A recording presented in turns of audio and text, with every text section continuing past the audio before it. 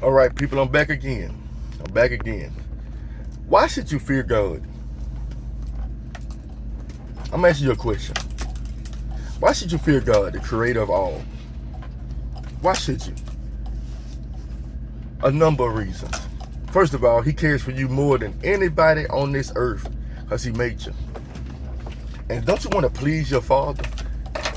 You know why? I'm gonna tell y'all something. Watch this. A lot of people who don't fear God normally have issues with authority or father figures or mother figures. They don't like being under authority to no one. You understand? But that's why a lot of people be like, well, I'm gonna go work for myself. I'm gonna start doing evil stuff to make money. God keeps you in line. That's why you need to fear God. That's one reason. You know what I'm saying? But once you start realizing the fear of God is not bad, it's not. It keeps you helped all the days of your life. The fear of God does. It keep you having help. Like, people are gonna be wondering why. How can you keep bouncing back from this and that? Because you love God. That's why. You know what I'm saying? And they can't even figure it out. Like, how you keep going? Because I fear God, and I know he's gonna look after me. You know what I'm saying? And I gave my life over to Jesus Christ. A lot of times I feel like I've been going in circles. And sometimes I still do. I still feel like I'm 40 years in the wilderness. I really do. But I realize in life, it's not just like I said, one day you just wake up, oh, I figured it out. I got it all right. One thing you're going to figure out is once you start fearing God, things are going to get better for you. Things are going to get better for you over time. And why should you study a Bible? Why should you study to show yourself approved, a good workman? Because it helps you. And that'll just help you, it help others too. Because the wiser you grow in the word, you're going to want to spread it. You're going to want to spread that word. You know what I'm saying? Then you're going to help other people. You understand? That's why. Who is the wisdom book written by? Proverbs. I'm going to ask you a question. Who is it written by? The wisest man to ever walk the earth. Even with all his wisdom, towards the end of his life, he started slacking. Why did he start slacking? Because he started hanging around the wrong type people. In his case, the wrong type women. And those women changed his heart. And towards the end of his life, his love for God and his fear of God wasn't the same. And it's the man who wrote the wisdom book, who warned many about keeping your eyes on the Lord. So even a man as Solomon, as wise as Solomon, can fall victim to his own self once he starts turning from God. The man who wrote the wisdom books turned from God. So if he can fall victim to it, that's why we need to keep our eyes on the Lord. Keep our eyes on him. You understand? Because the one thing about it is scary to me. You know why Solomon's story is so scary to me? Because it never say if Solomon turned, his heart got back right with God. Like with David's story, David messed up and he got back right with God. But it never taught, it said he was old. In Psalms, he's like, forsake me not when I'm old and gray-headed. Like, Solomon was old and gray-headed, and his heart was not right with God anymore. And that's it. It's like the Bible don't tell you nothing else. You're like, I wonder what happened. I wonder if I'll see Solomon in heaven. But with an ending like that, I don't know. That's scary. After he done built the house of the Lord, taught many people, still teaching people today with his wisdom. And yet, towards the end of his life, he wasn't right with God. He stopped fearing God as he should, as his father did. And then after that, that plagued the children of Israel. That's plagued David's house. You understand? And he told Solomon, he said, I'm not going to even take the kingdom from you. I'm going to take it from your father, from your son's hands. That's what I'm going to do because of what you did. You see, a lot of things that we do right now affect our children. Do you understand? A lot of things we do right now affect our kids.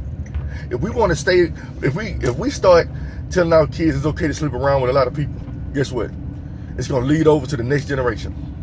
But the thing is, God always sends people to straighten things up. Read Kings. There'll be four kings that did evil in the sight of the Lord, and then the God that finally raised one up that's after his own heart and to fix things. One thing about it, he always fixes it in every generation, in every family. There's somebody designed to fix things.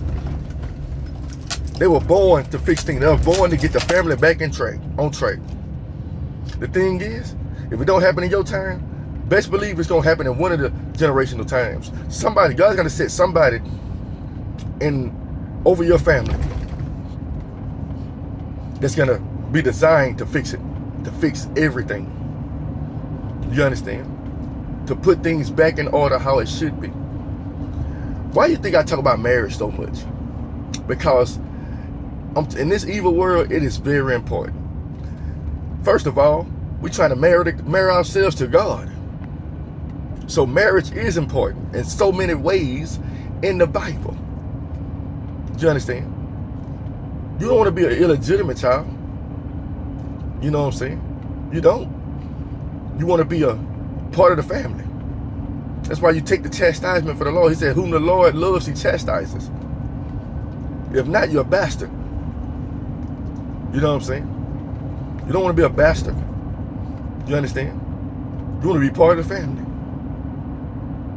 And God put people in your lives to help you find him again. But you don't want to get to that phase just like I just read in 2nd Proverbs, when God's like, you know what? I'm going to let your calamity fall upon your own head, and I'm going to laugh at it. That don't sound like a God that well, you should have listened. You understand? You should have listened. It's like that lurk, that smirk, like he probably up there like, I told them.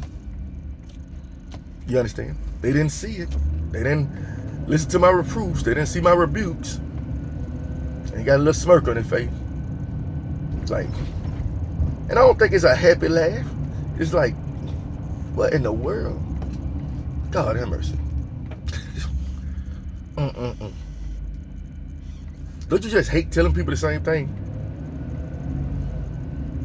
But you know, I was saying that before, and I'm like, God, I get tired of telling people the same thing. I get tired of telling you the same thing. And God does get tired of telling us the same thing. He does. That's why sometimes you just step back and let what's going to happen. Why? Because I've been telling you the same thing over and over again. Leave this place. Go there. Do this. Don't do that. And he keep telling you. And he keep telling you.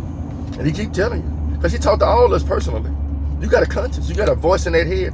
One thing, y'all, you know, a lot of times you try to control what you think, but a lot of times you can't even control what goes into your own mind.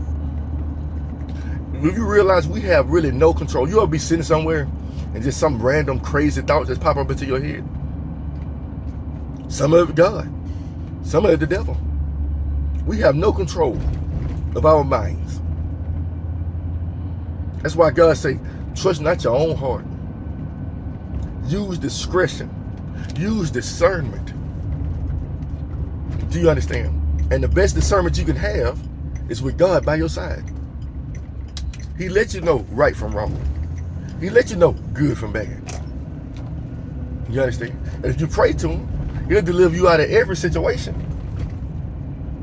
that don't mean you well. Every situation. Because a lot of times we stay in situations because of our hearts. Our hearts. I love him. I love him.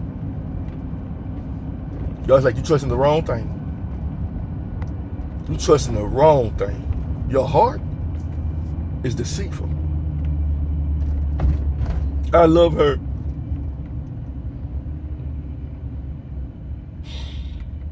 Be careful, people. Love God more than you love anybody else.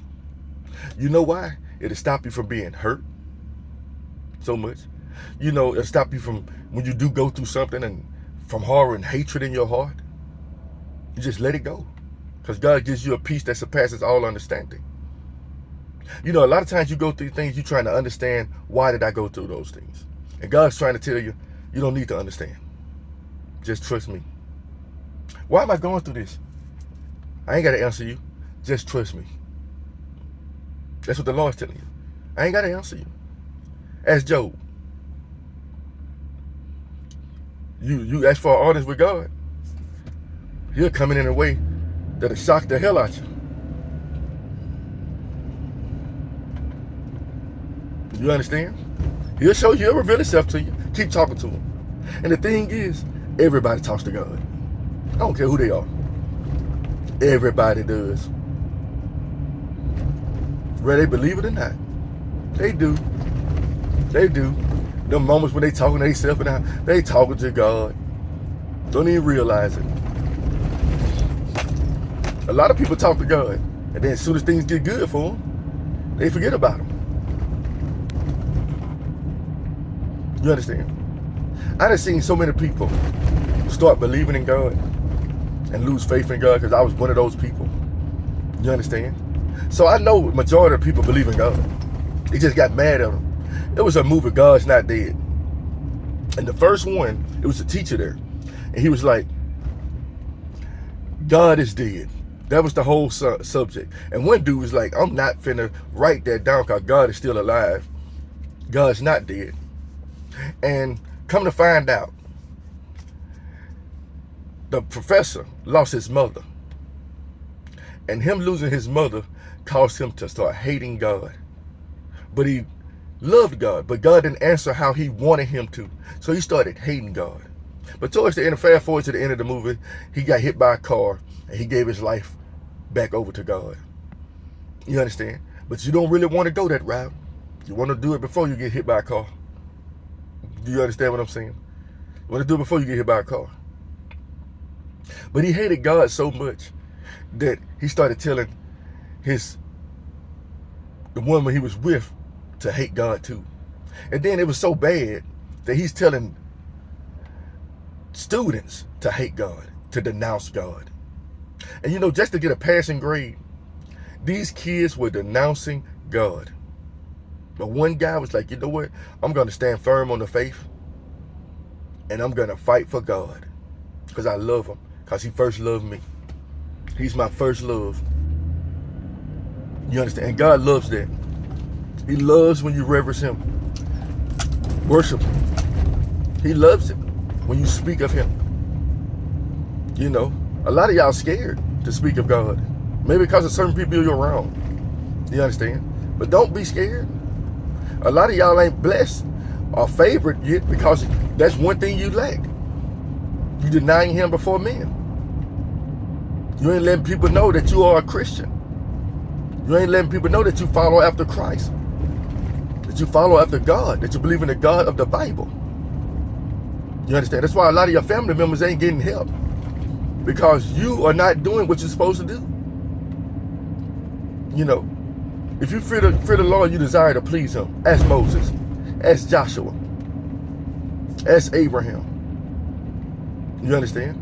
You'll see all through the Bible. The people that fear God work for Him. They work for Him. But let's put it this way, people. There's a lot of lost sheep right now. And the only way you can get the lost sheep back is you step into your mission and step into what you're doing. You understand? Tell people about God. Don't be afraid. Eventually they're going to get the point. It's a reason why God set certain people in your life and certain people on your mind. Sometimes I get tired of it because I'm like, Lord, I just pray for them. Pray for them again. And you're going to get tired. But it's going to benefit you. It's going to benefit so many others if you just keep doing it. If you faint not. If you faint not. It's all right to fall out, but get right back up. Do you understand, people? Get right back up. It's okay to faint. It's okay. Do you understand? So what are you going to do? You know, start studying your word. You know, a lot of times I don't want to stop doing videos because of what I'm going through. I'm like, Lord, I just don't feel like I'm worthy. And then God's like, I call you. Keep doing what you're doing. You see, the devil wants me to stop.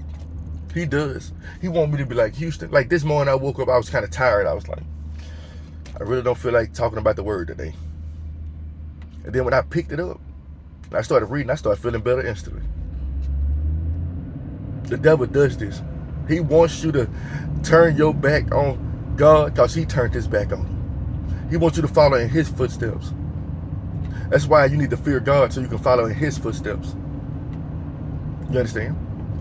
Not the footsteps of the world, not the sway of the world, but in God's footsteps. You understand? He loves you. He does. What's wrong with a father wanting you to fear him? I want my kids to fear me. I really do. Because if they fear me, they'll respect me. And sometimes I got to get loud. Sometimes I got to say things that I really don't want to say to them as a father. And God, same way with us. Sometimes he got to say things that he really don't want to say. But he does. Do you understand? So you got to look at it from that perspective. Love God. Fear him. Reverence him. And he's going to look after you. All right, people. That's all I got for you.